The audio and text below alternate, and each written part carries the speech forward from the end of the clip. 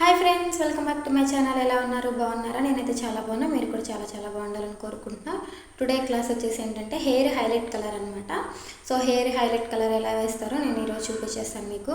ముందుగా కస్టమర్ని కూర్చోబెట్టి నీట్గా దువ్వెనతో జడని అసలు చిక్కు లేకుండా నీట్గా దువ్వేయాలన్నమాట. దువ్వేసిన తర్వాత ఆవిడ ఏం చెప్పారంటే పైన అంతే కావాలంట, జస్ట్ ఆవిడకి పైన పార్ట్ అంతే కావాలంట. అందుకని కింద అంతా నీట్గా దువ్వేసుకొని అది మనకు అడ్డు లేకుండా జస్ట్ అల్లేసుకొని బ్యాండ్ పెట్టేసుకుంటున్నాం అనమాట.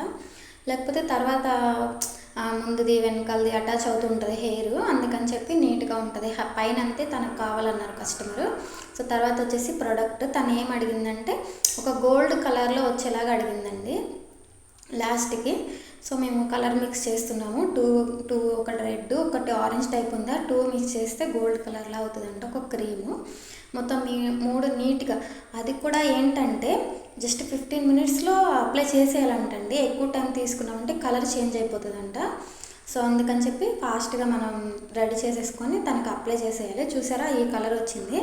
తర్వాత పైన హెయిర్ ఒక్కటే అడిగింది కాబట్టి దాన్ని సెక్షన్స్ లాగా తీసుకోవాలి. హెయిర్ సెక్షన్ లాగా తీసుకొని మళ్ళీ పైది క్లిప్ పెట్టేసుకొని, ఇది కూడా ఏం చేస్తున్నారు, జిగ్ జాగ్ టైపు ఒక లేయర్ తీసుకున్నామంటే దాంట్లో జిగ్ జాగ్ లాగా కోమ్తో తీసి అలాగా అల్యూమినియం పేపర్ తోటి అప్లై చేసి మొత్తం ప్యాక్ చేసేయాలండి. కొంచెం మిగిలిందని వెనకాల అలాగా యాడ్ చేసాం మేము.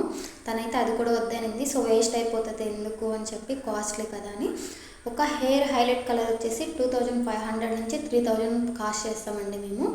సో ఇదిగోండి, ఒకసారి చెక్ చేసుకోవాలి. రిమూవ్ చేసి వచ్చేసింది కలరు అంటే తీసేయాలన్నమాట. సో తీసేస్తున్నాం. ఒక 15 మినిట్స్ తర్వాత తీసి చూసాము, వచ్చేసింది. సో మేము ఇప్పుడు మొత్తం నీట్గా తీసేస్తున్నాం అనమాట. వాళ్ళ కస్టమర్ని సాటిస్ఫైడ్ అయ్యేలాగా మనం వేయాలండి. తన డౌట్ అడుగుతూనే ఉండాలి మనం. ఇలా కావాలండి, అలా కావాలా అని చెప్పి మనం అడుగుతూ వాళ్ళకి నచ్చిన విధంగా చేసామంటే మళ్ళీ మనకు పార్లర్ దగ్గరికి వస్తారనమాట. మేము నేర్చుకుంటున్నాం కదా, మాకు కూడా బాగా అనిపిస్తుంది. తను సెక్షన్ వైజ్గా చెప్తుంది, ఇలా చేయాలి, అలా చేయాలి, ఇలా ఇంప్రూవ్మెంట్ ఉంటుంది అని చెప్పి. సో మేము కూడా నేర్చుకుంటున్నామండి. ఇవ్వండి, మొత్తం హెయిర్ కలర్ చూసారా, మొత్తానికి రాలేదు. హెయిర్ అంతా ఎవ్వరు వేయించుకోరంట, లేయర్గానే వేయించుకుంటారంట ఆల్మోస్ట్ హెయిర్ కలరు. సో ఇలాగండి, చూసారా మొత్తం కనిపిస్తుంది కదా, లేయర్గా కనిపిస్తుంది. తర్వాత మనం ఏం చేయాలంటే మొత్తం ఫ్రంట్ బ్యాక్ అలాగ సెక్షన్ వైజ్గా మనకి హెయిర్ కట్ అవన్నీ వచ్చినాయి అంటే సెక్షన్గా తీయచ్చు అనమాట.